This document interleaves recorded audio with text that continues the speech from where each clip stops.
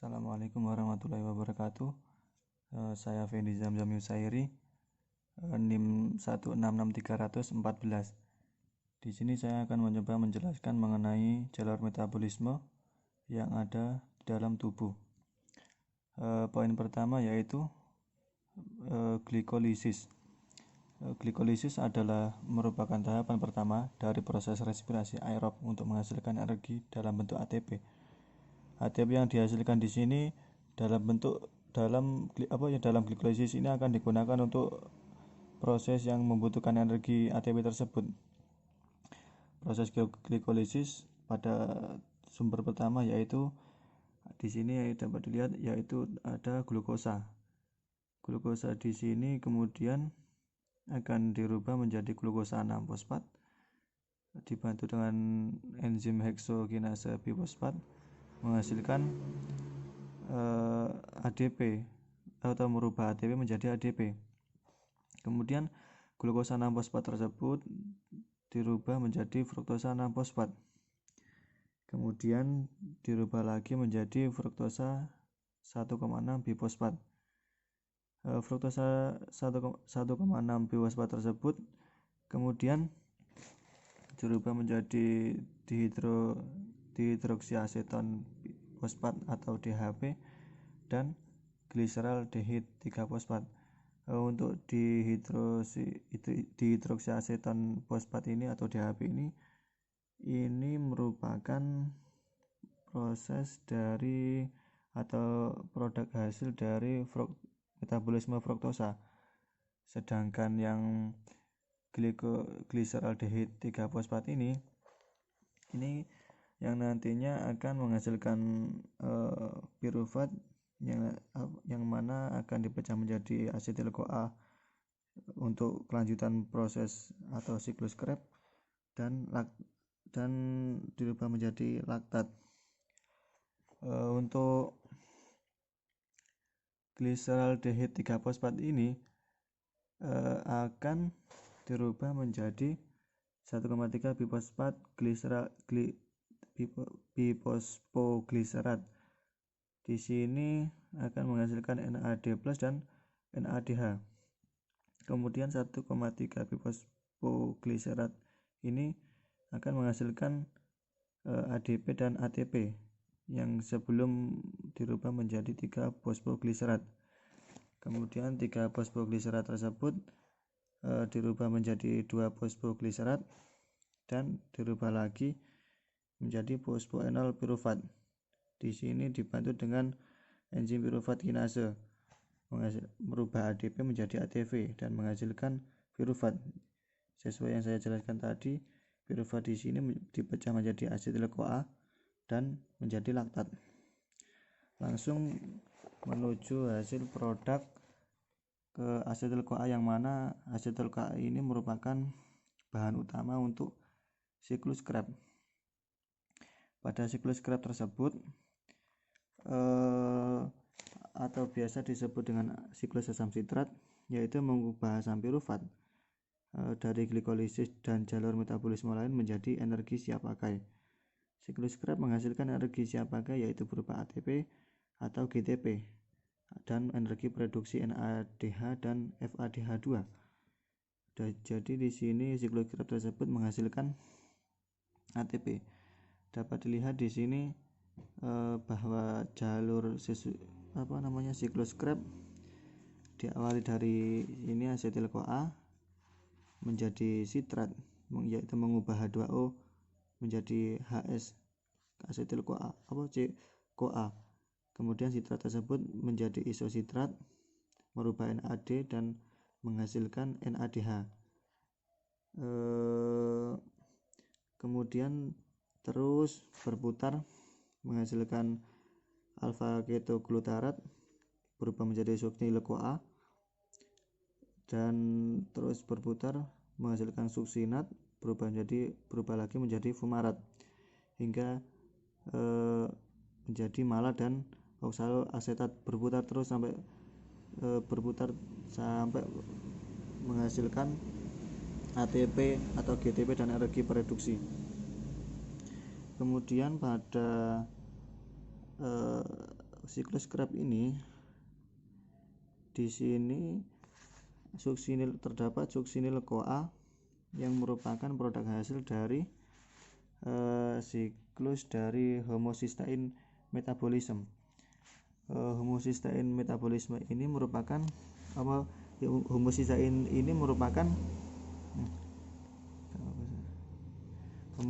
ini merupakan senyawa antara yang dihasilkan pada metabolisme metionin. Jadi homocysteine ini dihasilkan dari metionin ini, sintesis metabolisme metionin. Homocysteine ini merupakan asam amino esensial yang terdapat dalam berbagai bentuk di plasma. Kemudian selanjutnya kembali lagi ke asetil CoA hasil dari glikolisis yang kemudian akan digunakan sebagai pada proses kolesterol sintesis atau sintesis kolesterol. Di sini asetil CoA tersebut akan dirubah menjadi asetoasetil CoA menggunakan enzim tiolase. Kemudian terbentuklah asetoasetil CoA. Kemudian dirubah lagi menjadi HMG CoA melalui enzim HNG CoA sintase. Kemudian terus berjalan merubah 2-NADPH menjadi CoA 2-NADP menggunakan enzim HMG CoA reduktase. Di sini HMG ini menjadi mevalonat. Kemudian dirubah lagi menjadi 5-asam pirofosfomevalonat menggunakan enzim kinase. Di sini merubah ATP menjadi ADP. Lalu kemudian 5-asam pirofosfomevalonat ini akan dirubah menjadi dekarbosilase, di mana di sini merubah ATP menjadi ADP lagi. Kemudian berlanjut dirubah menjadi isopentanil pirofosfat dengan bantuan enzim dekarboksilase. Kemudian di sini dirubah lagi menjadi 3,3 dimetil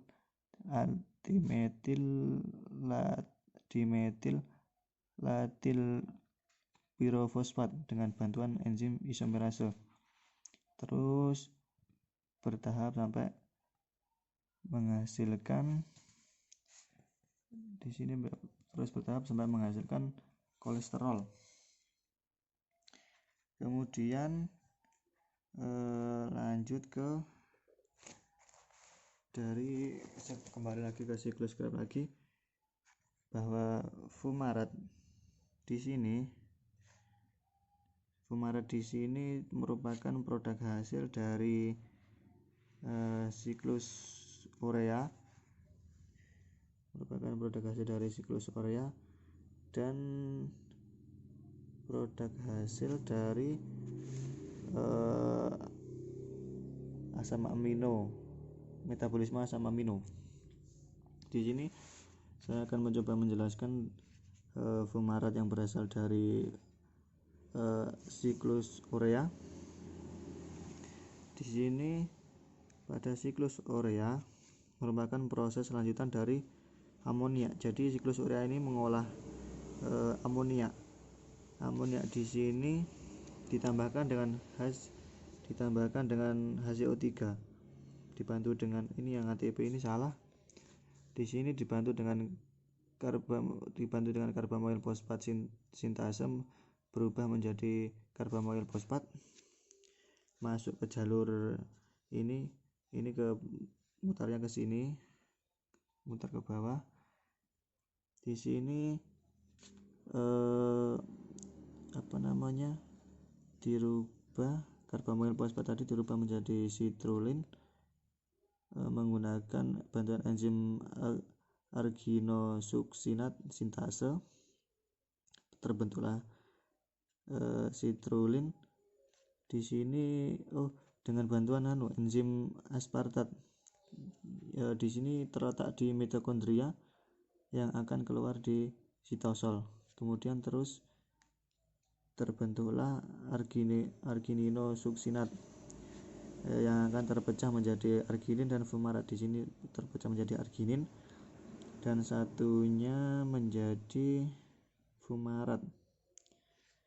Kemudian fumarat yang dimaksud di sini adalah yang di siklus Krebs tadi menjadi fumarat. Di sini adalah arginin untuk proses berlangsungnya siklus urea. Jadi arginin terus berputar lagi membentuk ornitin dengan bantuan enzim arginase menghasilkan urea dan H2O, terus berputar, dan yang dipakai di siklus Krebs adalah fumarat. Kemudian di sini terdapat juga metabolisme pirimidin yang nantinya pada metabolisme pirimidin ini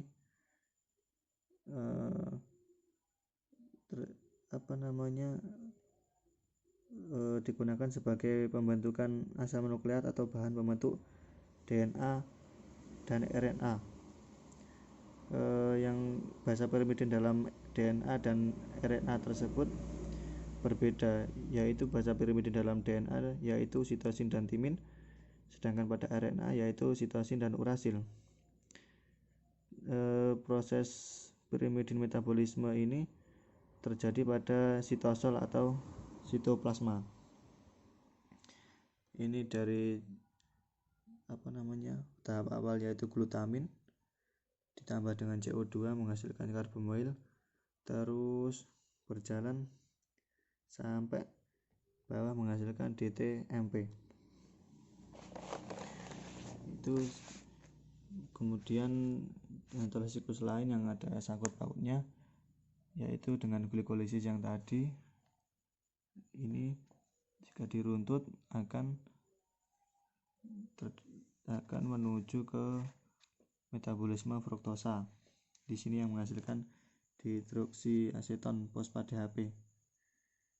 Di sini pada proses awal metabolisme sukrosa yaitu menggunakan sukrosa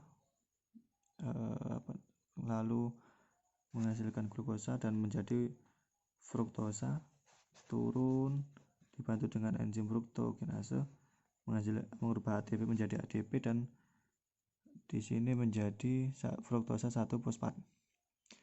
Di sini terjadi dibantu dengan enzim aldolase terpecah menjadi 2 produk yaitu gliseraldehid dan dihidroaseton fosfat DHP tadi. Yang gliseraldehida dibantu oleh fruktosa 1 fosfat, sedangkan yang dihidroksiaseton fosfat DHP tadi melalui jalur glikolitik. Di sini sumber fruktosa dapat kita peroleh dari buah-buahan, madu dan makanan yang manis seperti jagung manis dan gula. Kemungkinan siklus metabolisme fruktosa ini terjadi di dalam hati, dan fruktosa yang di dalam hati tersebut dirubah menjadi fruktosa 1 fosfat. Di sini masih terdapat banyak metabolisme seperti metabolisme asam lemak, kemudian metabolisme asam amino. Tapi semua metabolisme ini saling menghasilkan produk dan produk tersebut diolah oleh metabolisme yang lain, jadi saling melengkapi dan satu dengan yang lainnya saling membantu. Sekian dari penjelasan saya. Wassalamualaikum warahmatullahi wabarakatuh.